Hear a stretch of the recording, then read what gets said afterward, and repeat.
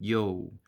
Just want to start out. I don't think this is going to be like a trend or anything viral. I just wanted to share like random thoughts. Ooh, that glare is really bad. For my mom. So for Mother's Day, originally I had an idea of like I wanted to do things I couldn't tell my mom. It wasn't like bad things. It was just as a kid, you want different experiences, but that's all like really wishful thinking. Maybe something like that could happen in the future, but just fun stories about my mom. I don't know how long I'm going to go, but it's hard because we weren't not close. We just weren't. I don't think either of us understood each other because of everything about me. That's just kind of unique. We're just not good. My mom is like super cool.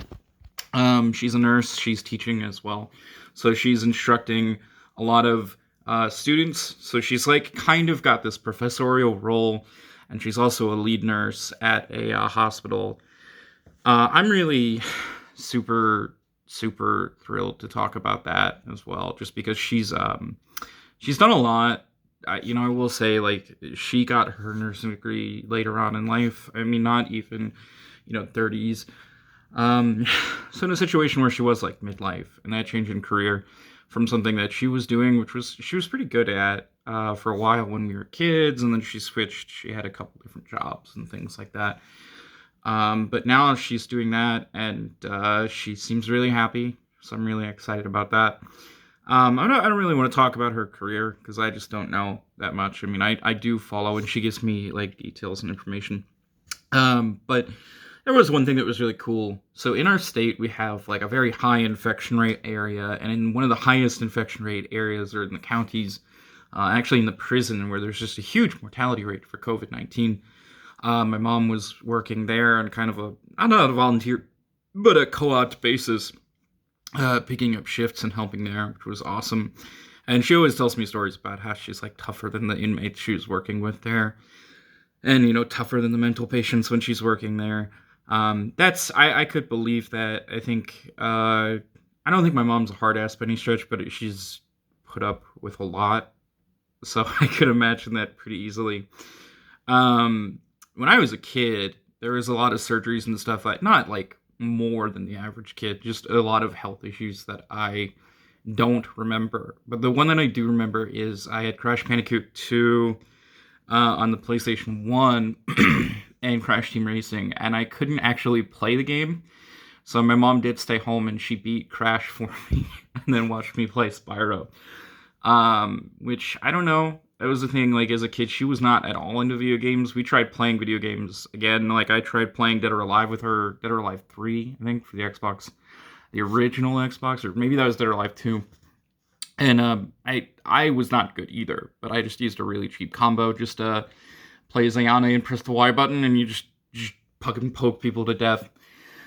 And I don't know, that was really cool. I think I bragged about that a lot, just because I don't think at the time, especially in like 90s and the early 2000s, kids' moms weren't playing video games that often, and some were, but it's like for whatever reason that wasn't in the maelstrom of popular consensus or popular conduct. My mom and I have a really weird and interesting relationship because I don't think I don't think the dynamic is there that it would be for other people. Not in the sense that like, oh, someone wasn't loved, or like, oh, there was some weird rapport. I was just always very isolated as a kid. I don't want people around me. I still really don't.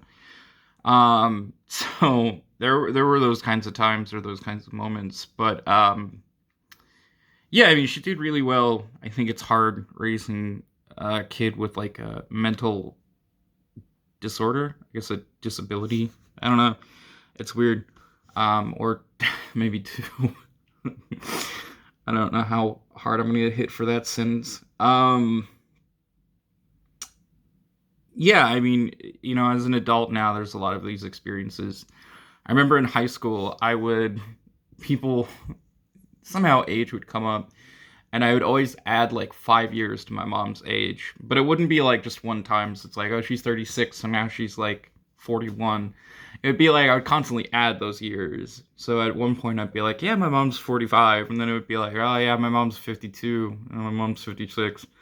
And then at one point my mom got to be the age of 63 in the course of 1 year, just to fuck with people, which she hated. We also, I mean, she just fucking hates me sending. I don't know if she does or not, but she doesn't play along as much. Just dumb wordplay, dumb jokes. We had a whole thing. I started off the lyrics to. I didn't start the lyrics. I think I sent a text one Mother's Day. It was just like, it's 11:51 p.m. Sergeant William Joel sits alone on his desk. He sees the world around him burning. It's the 15th arson this week. Something about Billy Joel. The whole point was the joke. The long wordplay. It was like this 2-paragraph thing. Was that Billy Joel? We didn't start the fire, but he was a police chief, or he was working in the fire department in this case, and it was about arson. And she replied back with the "we didn't start the fire" lyrics, which was the intention. That was the bait. And I think I replied back with like, "People are fucking dying, you cruel and heartless bitch," or something. I mean, just to fuck with her. And she doesn't play along, but there's, I think you get those instances. She really doesn't like my sense of humor, I don't think. And yeah, there was another time. This is just about all the times I've like fucked with and pranked my mom. It's not even a like my mom stories video.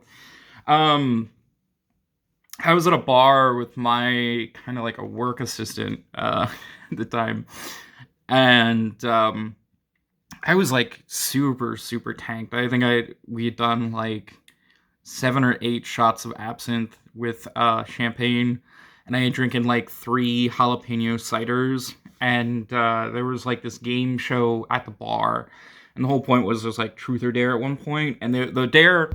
This was after I had already taken a dare to do a striptease to was it Sarah McLaughlin's or whoever, the ASPCA, Arms of an Angel. So I'd already done a striptease to that, which I think is still on camera somewhere. And they were like, you need to call the first person in your contact and leave them like a voicemail.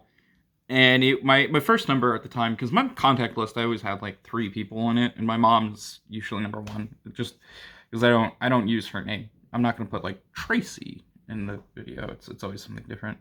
So yeah, I called her and left a voicemail after getting super drunk, asking if she needed a weed hookup and everything. Yeah, I really do love her. Yeah, that's all. If you watch to the end, happy Mother's Day. And thank you for everything. I don't get to say that enough. So,